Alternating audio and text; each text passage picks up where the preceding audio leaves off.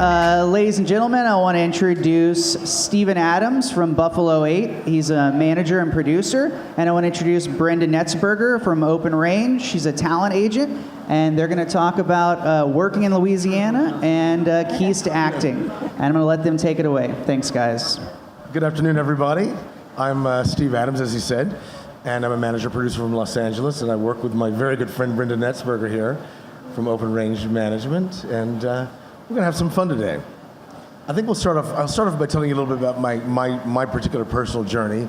To put this all into context, I started off at an agency in LA called Paradigm, and then after a few years in the talent department, I was offered a management position at a company called Landmark Artists, where I got to work with people like Lawrence Fishburne, Eric Stoltz, Blair Underwood, David Caruso, and so on and so forth, and that was a great experience. After that, I wound up starting a theater company because I wanted to learn how to produce in theater first, just to learn the principles of what that was, and working in a different way with actors and being able to offer more to my talent. And through that, wound up producing a show with a group called Culture Clash, and the show was so successful, we wound up getting a TV series out of it. And so I wound up leaving that management job and working with these guys and on that show, not as a producer, but as a consultant, and then managing them, and then through that, connected with a guy named Roger Smith, who I've toured around the world and wound up producing for him as well. We did a piece with Spike Lee, and the rest is history. Things just kept on going from there. So that's when I really became a manager-producer, and that's kind of my role. So we're gonna start at the top. I mean, I think the very first key to success as an actor is knowing who you are, what you're made of, what makes you tick. It's really not for other people to decide who you are. You need to know that when you walk in the room. You know, what are the things you want to do? What are the goals that you have in life? What are the artistic impulses that you have? This is one of the few businesses where people kind of come in without necessarily planning as much as they really could. You know in your heart the kind of roles that you want. You know in your heart the kind of directors you want to work with. I think it's very important to make a list of those directors. You know, make a list of the top 10 directors that you'd love to work with, and ask yourself why you want to work with them. Not like Martin Scorsese is the greatest director ever, but really, really what it is about his work that actually clicks with you as an artist. So if you said to me, for example, that you like his work because he is able to isolate the behavior of whatever group he talks about, whether it's Italian Americans in the 50s or WASP in the 1880s, and put you right in the middle of that world, and you feel like you're part of it, that's an answer. But you need to get used to communicating with yourself and with other people that specifically. 10 roles that you feel are the kind of roles you should be playing, and why? Why do you want to be, you know, a superhero? Why? What are the things you feel that you'll bring to that role? Why do you want to be a villain, or a psycho killer, or a lover, or whatever? These are the things that you have to answer for yourself, so that when we get to you, we know exactly what it is about you that makes you tick, and it helps us to focus our energy on those kinds of roles, put a little more oomph into that pursuit. It's also important to look at other people's careers and the kind of careers that you'd like to emulate. And not just in terms of acting, because this is also a life. So you look at how people are successfully balancing their visibility, their work, their personal life, their philanthropy, the way they're able to have children, the way they have adventures that keep feeding you as an artist. People who have interesting lives make interesting actors. So these are things that you need to think about. So when you come to us, we know, okay, this guy loves these kinds of directors, this girl loves these kinds of roles, and I don't spend my time going in a direction that's not interesting to you and waste the kind of effort that we put into every audition to have you say, I don't really feel like I want to do that. So it's very important to bring that to the table. We're here as an advocate, your chief team member. If we can't answer the phone, it's because we're doing something on your behalf or somebody else in our clientele's behalf. And everything kind of interrelates anyway. One success leads to another. You know, we should talk a little bit about casting directors, since we're on that subject now. You know, there's a lot of things that people don't understand about casting that need to be discussed here. You know, you may sometimes get access to breakdowns and think I'm perfect for this role, and why has my agent or manager failed me to not get this audition? But what you may not know is that the vision that the director has, that his producer's already signed off on, that the casting director's been hired to fulfill, is a certain vibe. And they've made a decision. This is going to be a family that looks like this. This is going to be the way the lead looks, and this is what the contrasting supporting characters are going to look like. So actually, you're not right. And it's not about you being rejected. It's really more that you don't fit into this particular picture they're painting. And so it shouldn't be something you take personally or see it as a sign of failure of your representation. So it's important to actually step back a little bit and look at how you fit into what is really filmmaking. It isn't just about you and your role and your lines. It's about you, your role, your lines, and how you fit into a larger vision, a larger set of professional people, all of whom are important, whether that's the grip or the person who's putting food on your table or lighting your room, which is extremely important. All of it's as important as the rest. You're just, to me, craft services is as important as the director or the producer. They're all important. Because without one piece, the whole thing falls apart. And it doesn't make you the center. Even the star is not important if his lighting is not there. You don't see him, right? So it's important to sort of recognize that it's a whole, and you have one role in it, but you relate to everybody else in it. It's very important, I think, when you're on set to take advantage of all the information that's around you. You have all these professionals who have all worked hard to be where they are, and you can learn from every single one of them. You relate to, for example, let's say we'll talk about the makeup chair. You may not like the way that your makeup looks, but this is, again, a concept that has been conceived of, signed off on, and created, and then you're embodying that. So, that's a process. That's a big thing. Nobody's a minor. And it's great to kind of bring that understanding to the set. I have a client who always, when she gets on to a movie set, the first thing she does is make friends with the grips and the gaffers and her camera department. Because, if they can make you look good, if they don't like it, they can also make you look bad and wind up, your footage might wind up being cut because it doesn't look so good. So there's all these things. A little bit of respect for everybody's process is very important. We now have three Graticals, the Gratical X, the Gratical I, and the Gratical HD. The Gratical X and the Gratical HD are essentially the same unit. The only difference is you can, with the X, only buy the features you want and get in at a lower price. Both of these units are self-powered and they have video distribution. The I, on the other hand, you need power to use this unit. It only has an SD in, and it has two new features, a lit tally light and a proximity sensor to turn the unit off. And it is small. So this is our new Gratical line, the X, the I, and the HD.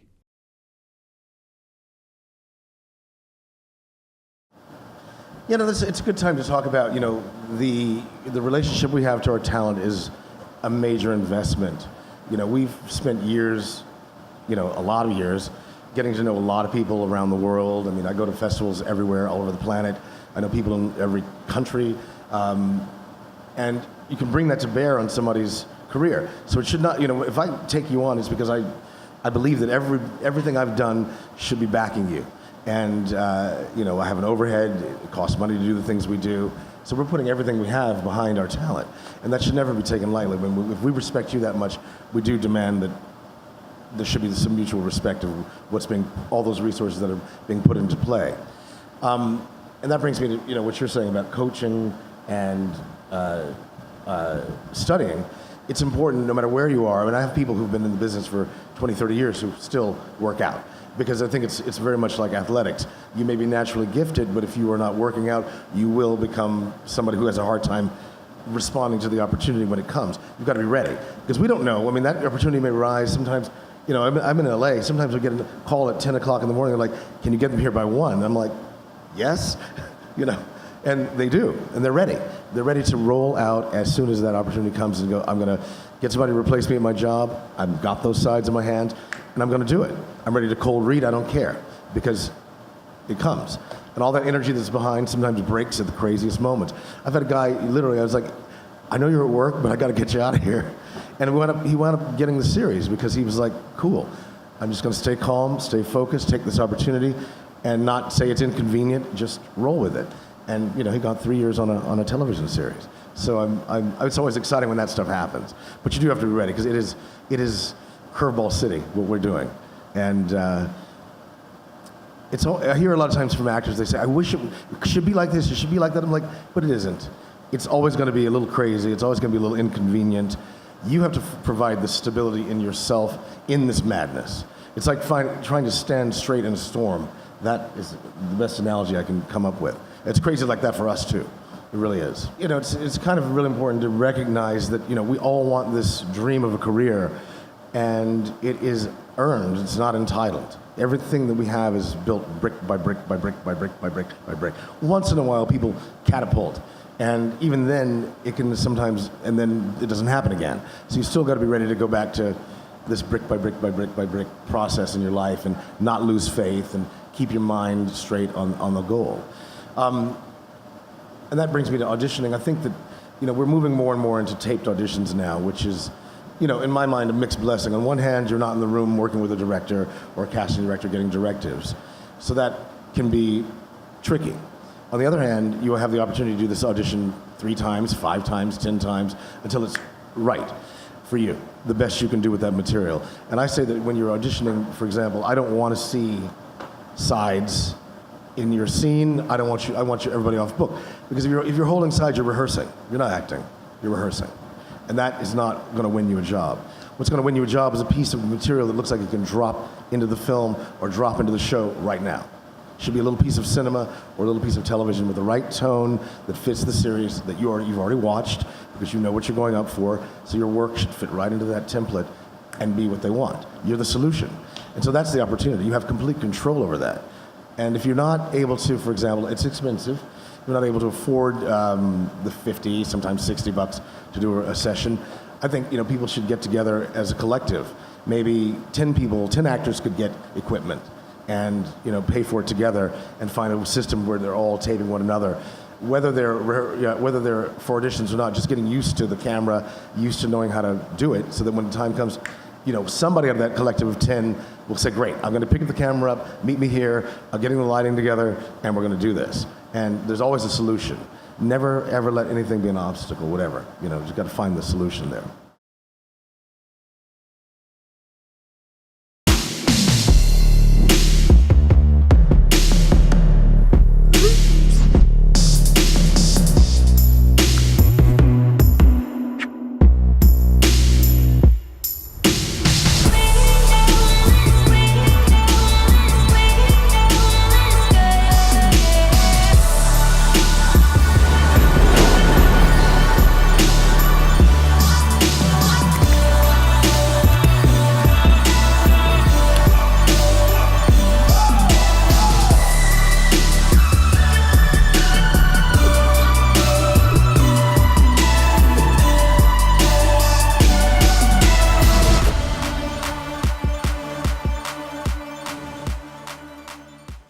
I mean, one of the things that kind of gets lost in the mix is that when you're talking about, for example, a television series, there's a limited amount of time to make a lot of decisions. And the decisions have to be made, and the right people have to fit into these categories and come in and deliver these goods. And these shows are expensive. Lateness is not just rude, it is also very costly. And if you get a reputation for someone who doesn't respect someone's time and money, it'll be hard to recover from that. I had a crazy situation where an actress was on a set, True Blood, and she had a great role. And they loved her on the first day, and they'd said they were going to add, you know, some more scenes for her. The second day, she did not tell me or anyone else that she had a commercial audition that conflicted with her call time. But she decided to take the audition anyway. So she arrived on set 2 hours late. Her agent called, like, shaking, because the big producer of that show called and said, what in the hell is going on with this girl? You know, she showed up to our set 2 hours late, and her response was, well, she did it, meaning the star of the show. So I thought it was okay. But like, and the producer said to her, sweetheart, I knew that she was going to be late. She spoke to me about it, and she's the star of the show. You didn't give anybody that courtesy, and it cost us a fortune to wait here for you. And by the way, the scenes we were going to write for you have now been cut. Thank you very much.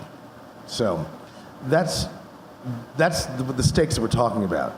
You know, if you show, you know, if you're Marilyn Monroe, yeah, they'll wait for you. You know, and she was famous for that, but she was a star and she made money. But even then, people hated it. You know, they hated it, and it's hard to get away with that nowadays. So punctuality is everything. I mean, the relationship is very basic. If you don't work, we don't make money. And if we don't make money, what are we doing? We're running a charity, we're not a business. There's a big overhead to what we do. So it's you know, when people go, I don't know, I feel like you're neglecting me. I'm like, no, I'm just working harder for you. That's why I'm not calling. It isn't, it's actually the exact opposite of what you think it is sometimes. If you haven't heard from your rep, it's because they're trying to kick somebody's butt to see you. I want to talk a little bit about some of the other things that come up here, which is, you know, when people want to know when to move to LA, because that's always the big question. I've had a lot of experiences where people come to LA too soon. My general rule of thumb is, because here's the thing, there's more jobs there, but you're also competing with names, you're competing with people who've been in it since they were 8, you're competing with people who are woven into the system, you're competing with people whose parents were in the system, who are born in this mix, and it's a complicated place. And it's also a big city that is very filled with traffic and heat and a lot of physical obstacles that make just living there very challenging. So people come in, they have these dreams, like, I'm leaving Louisiana, I'm going to Hollywood, and I'm gonna rule this place. And then they get there and they're like stunned by the enormity of it all and the complexity of it all, because you've gone from a group of 20-some casting directors there to like 500. And then there's a studio system and multiple companies and all these things that are very big and very complicated. So I'd say when you come there, and I'm not trying to be discouraging, I'm just trying to be realistic about what you're stepping into. Come out there when your resume is really competitive. You're in a place where it is a little bit easier to go after bigger things. Come out with 6 or 8 guest stars, or at least, you know, a good row of strong co-stars and a good reel, and probably the same number of film roles, so that you're actually, when you come in, you can compete for a good agent, you can compete for a strong manager, and you can compete in the rooms because people will pay attention to that resume. I've had people come out too early and they've asked me if I'd work with them, and I have to say no. It's like, you're great, you have talent, but I don't think you're ready to fight in this particular arena. So you really have to know. I mean, yeah, if you're coming off of a great recurring role and that was your first gig and it's gotten some visibility, that might be a good moment, but sometimes it isn't. Sometimes you might want to double down and get another big role that fills that in even more, so you're coming in with 2 big things to fight with. Because all that is ammunition. This is our durability test number 2. We're gonna run over this gratical eye with Jens's Jeep. Come over here and take a look. I want you to see the picture. Can you see the picture? Okay, here we go.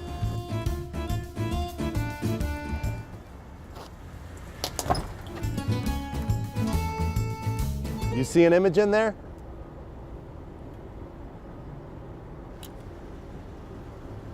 That's strong.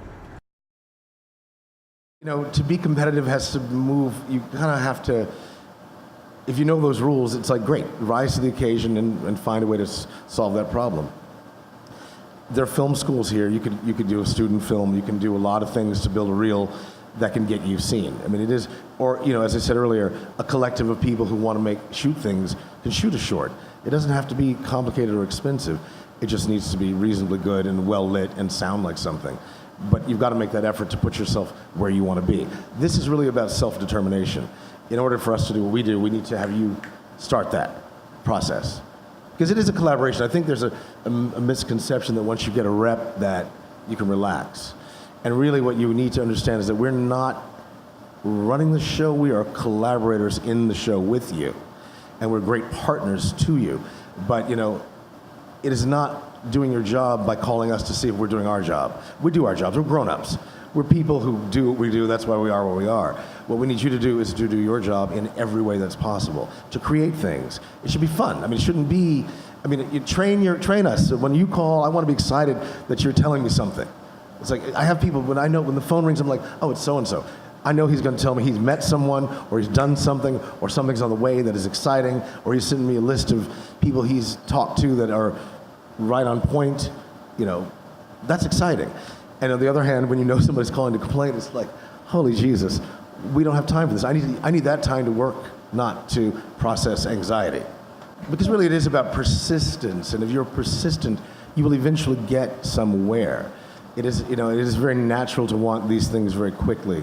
Of course, we all do. I would love to have nothing but giant movie stars.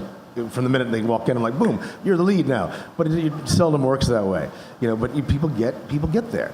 I've had people that have been with me for 20 years that are getting big roles. The things we dreamed about when they first started, but we got there.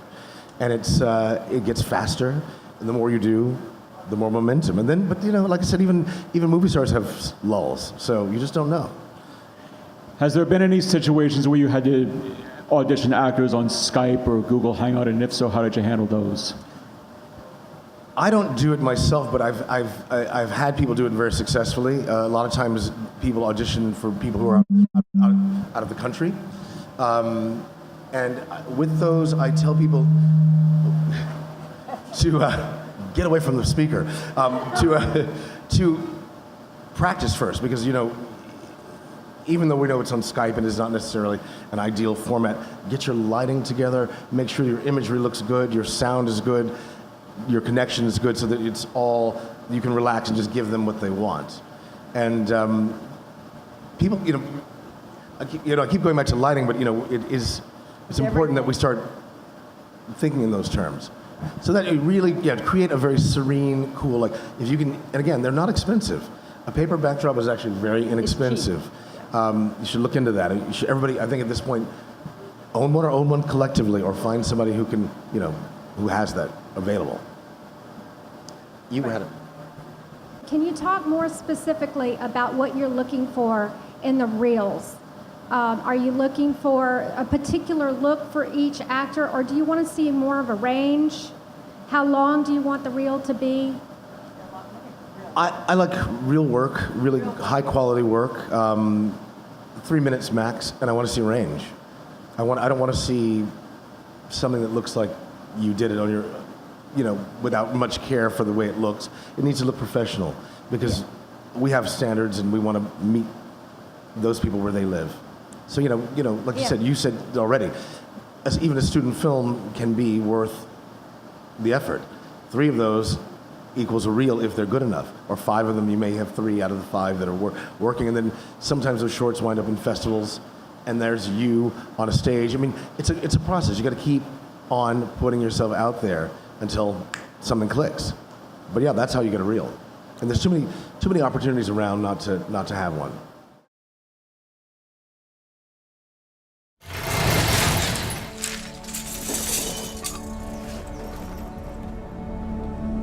I think that motion picture is probably one of the most powerful ways you can communicate a message.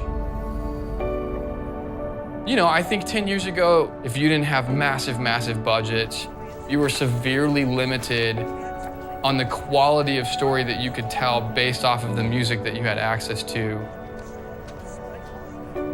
That to me is what MusicBed changed, is it made the best artists in the world available to hundreds of thousands of filmmakers. And that hasn't really existed before. What we've done is created a platform to allow the creatives to be making the choice of who wins.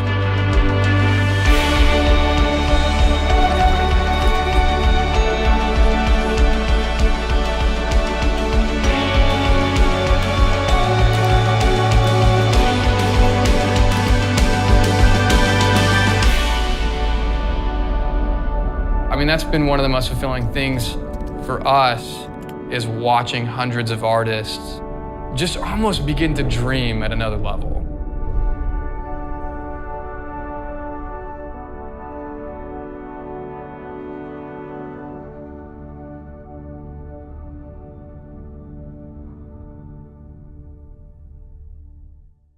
Key, I think, as we said earlier, it's important to have an interesting life. You're a creative person. It's very dangerous to put all the responsibility and the power into other people's hands, anyway, in life in general. Learn to paint, do adventurous things, do things that would shock you on a regular basis when it impacts the work. If somebody, I'm much more interested in somebody who said, yeah, last week I jumped out of an airplane and we free dive for however many feet and then pull the cord, waylaid, and that's interesting to me. And also, that person's going to take risks in their work, or as opposed to somebody who's sitting around grinding, going, I haven't heard from you. I haven't. What are you doing? I'm like, yeah. Who cares? I know what I'm doing. Do something interesting. Do something fascinating with your life. It's that's the thing. It's got to, this is a very exciting business, but it also has to be mixed in with a lot of other things. And the other thing that's very dangerous is that because it's a little bit self-involved, it is very, well, more than a little, it's very self-involved. You got to balance. If you're not somebody who has an interest in other people and have a sense of generosity, yet you're demanding all this stuff from everybody else around you, it doesn't really make sense. So you got to be giving something back to the world you're in. And you don't have to wait until you're a big rich check writer to do it. You can go and volunteer somewhere. You can go and give care to young people, old people who need something from you. You have that power now. Don't wait. And that balances it out. You kind of feel a little bit differently about, okay, there's my acting, there's my creative life, there's my sense of adventure, and I've also given something to the world. That's important just as a person to not just be about what you want, because it isn't a need, it's a want. We desire this. It's a very elite thing we're aspiring to. It is not something that we're entitled to. We want this. And, it's a glorious thing when you get it, but, give it back now, right now. For actors that's just starting off into the business, other than the training, what is it you expect to get out of them? And also, what is the quickest way for an actor to be dropped from an agency? Like, what are some do's and don'ts? Because I think that with picture taking is a very, can be a very intimidating process. And it's something that I think a lot of people kind of resent having to do. But I think if you take what I asked you to do earlier, which is to talk about, for example, the kind of roles that you want to play, and think about marrying that to your goals in the pictures. Like, I want to play my action hero, or I want to play my femme fatale, or I want to play my murderous mother, or whatever. Give me that essence in the photographs, and give me those options. It's going to be interesting because it starts aligning to the things you say you want, and I have the imagery that goes with the things you say you want. It's easier to align and get a bullseye. So I think that also helps people get out of the just posing. You're actually being something. You get to act a little bit when you're doing those pictures, and that can make it a lot more fun. They've got to have it's about you, not about this composition. It's not a portrait. It's a headshot. Oh, what's that? Oh, please, yeah. How do y'all feel representing, or is there a particular agency that represents people with disabilities like Down syndrome or Asperger's or autism or handicapped mentally or physically in any way, shape, or form? There are some in Los Angeles and New York. In the bigger markets, they do have, and some actually specialize in people who have disabilities. I couldn't name them for you, but you can research those. They do exist. How y'all doing? How are you? Skies, I wasn't gonna ask no question, but my partner Chuck kept on hitting me. Anyway, we're local here. I'm with We Do the Most Media Group. He's all night filming. I know this lady it's hard for certain people to do certain things, because we have a hard time, doing things sometimes. So what I'm basically saying is, if you're local in this area and you an actor, you want to be in some things, me and Chuck, we always shooting skits, we always shooting videos. We've been mostly like urban, but now we're expanding to like reality show type themes and stuff. So y'all get at us. Thank y'all. No, it's good. No, that's good. I mean, that is a solution. Thank you for that. Because, again, you partnering with people who are local, it brings you to another place. Yeah, when you have an opportunity to, to look at a lot, go to those campuses and introduce yourself to people in those departments. Make them know you. I've had people do short films that have gone to Sundance, Slam Dance. That creates an opportunity for you to go to that festival, and then you have that platform there. You can let everybody in the whole darn country know that that's what you've done, and you get to this place where you're in a paradise full of filmmakers, and that is how the ball starts rolling. But it takes that kind of effort. Go stalk those LSU students or anybody else that you can get your hands on. And when it comes to shorts, I think you can be particular. It is a commitment of time. If somebody doesn't seem like they have it quite together, don't do it. I just want to ask real quickly what you're looking for in your resumes if you've got somebody who's just starting out. If they've done some featured background roles, or if they've created their own short films. Is that enough for you to look at them and have a meeting with them? Or do you want to wait until they've got the guest starring roles? For me personally, it would be too soon, because I'm kind of geared towards mid-career people who want to push into maybe developing projects for themselves, fighting to get to that next tier, as opposed to beginners.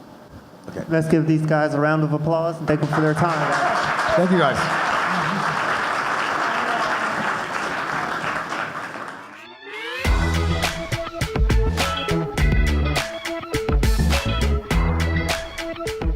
We now have three Gradicals, the Gradical X, the Gradical I, and the Gradical HD. The Gradical X and the Gradical HD are essentially the same unit. The only difference is you can, with the X, only buy the features you want and get in at a lower price. Both of these units are self-powered and they have video distribution. The I, on the other hand, you need power to use this unit. It only has an SD in, and it has two new features, a lit tally light and a proximity sensor to turn the unit off. And it is small. So this is our new Gradical line, the X, the I, and the HD.